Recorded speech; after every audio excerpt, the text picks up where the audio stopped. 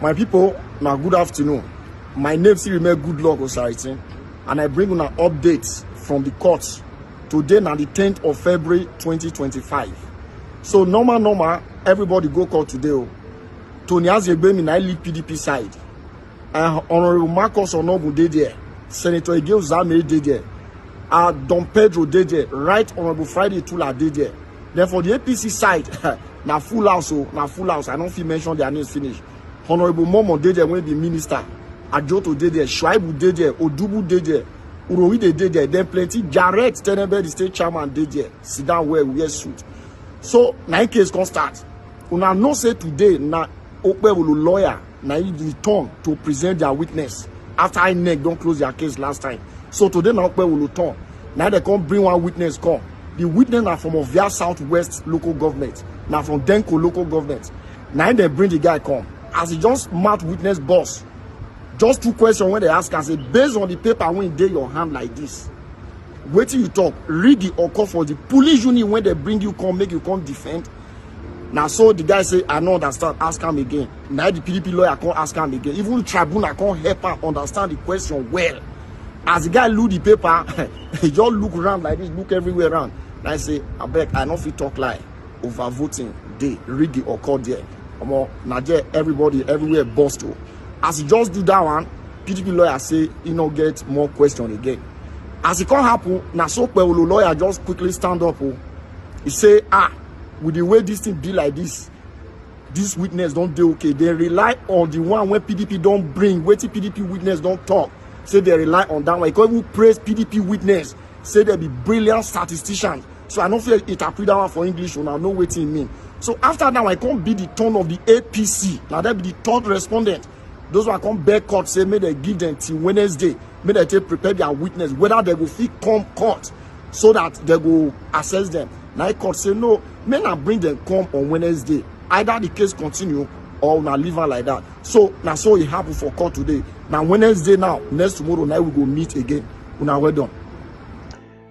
Okay, so don't take this guy's words for it. You may think that he's partisan and most likely he is going to dance to a particular side, but do your best to do your investigations. I spoke with somebody independently of this guy's report, and I think the guy didn't even do justice to the very embarrassing, disappointing, shocking outrage that happened at the court premises when the witness of Mondo Okpebolo as the second responder. Of course, you know that INEC is first responded, Mondo Okpebolo is second responded, and then the party APC is the third responded. And then while he couldn't even, and then I'm not surprised. Who is Mondo Okpebolo himself, right? Someone without any known occupation, any known brand, any known affiliation with any industry, no educational history, no employment history, just stumbled on being a philanthropist at one point or time, and then federal character happened, benefited, and then grew in politics. I hear he was a former mentee of the late Chief Tony Aneni, and then at some point he became a sudden senator because, of course, Obaseki felt he was fighting too much battles and allowed the PDP candidate to run for a third term in Edo Central, in the of course in the Senate, and because it's almost an unwritten law here in Edo State that no senator should be going to the National Assembly for 3 times. Not the only you did. This is not Delta State, not Benue, not the North, not some states where one person has been there for 8 years. It is on record that in Edo State, the political consciousness is deepened enough that you can do. So I think Obaseki wanted to reduce, not to add that as his battles. And then, of course, that's how this guy got a sudden ticket to being in the Senate, and then he thought that could materialize into getting into government and all of that. We are seeing all of the issues surrounding his governorship and his administration. So the guy he took to, or his lawyers took to the court to, they embarrassed him, and then it was a very good representation of who he is. Someone that does he have a grasp, does he have an understanding? He was confused at several points. and when he shot himself on the foot.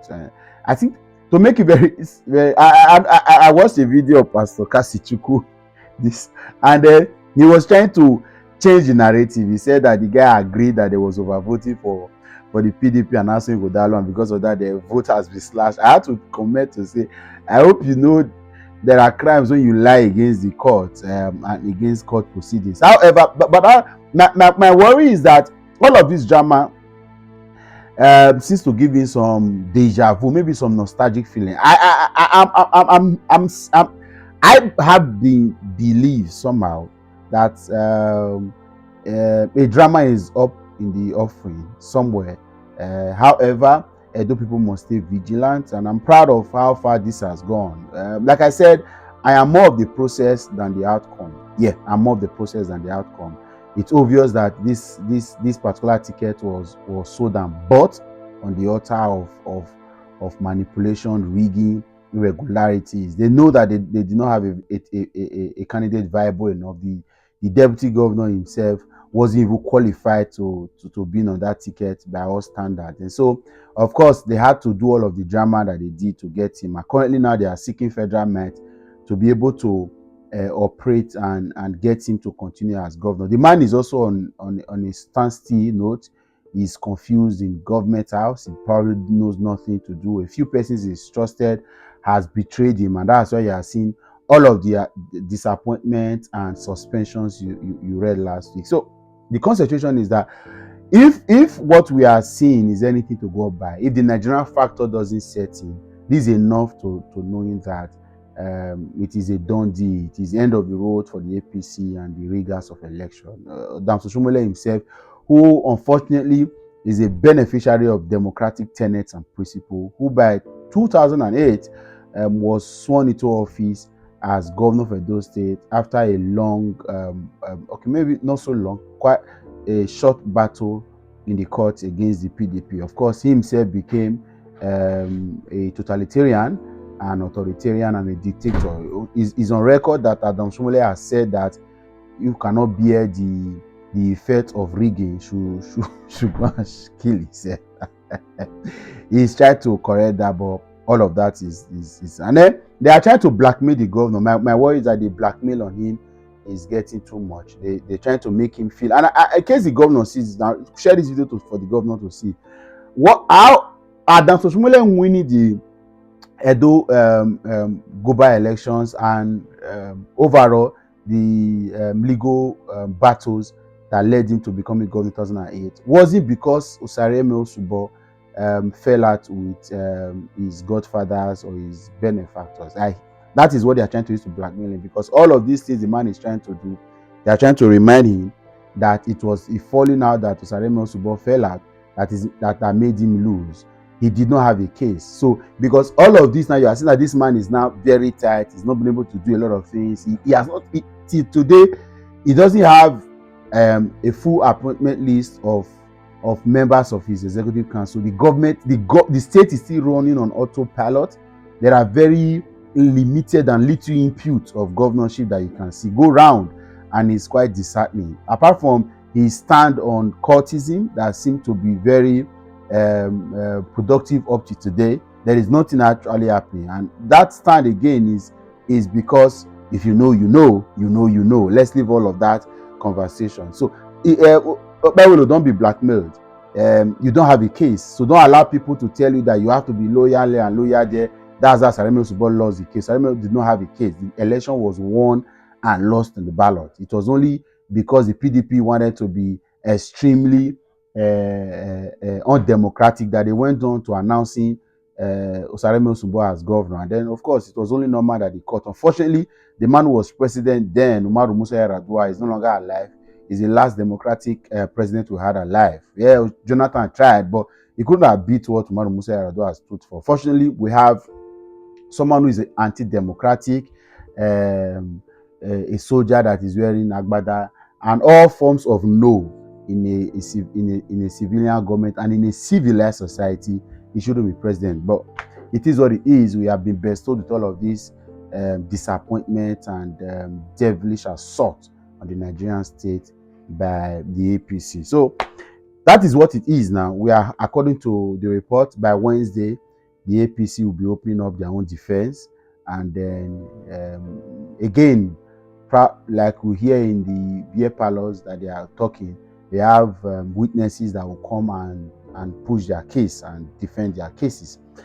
We know, of course, that they don't have the retinue. You see all the people that are around them. They're packing agberos and all of these touts and agberos that do not have any other job, no other office, no other qualification apart from toutism and agberoism. All of them are in Abuja at the moment trying to look for what to grab to eat because it's full time. It's full time. It's full time. And the only intellectuals that we are seemingly in the corridors of powers have been ousted. Somebody said a panebita is sacking a PhD holder. We are not good for this country. I'll catch you another time.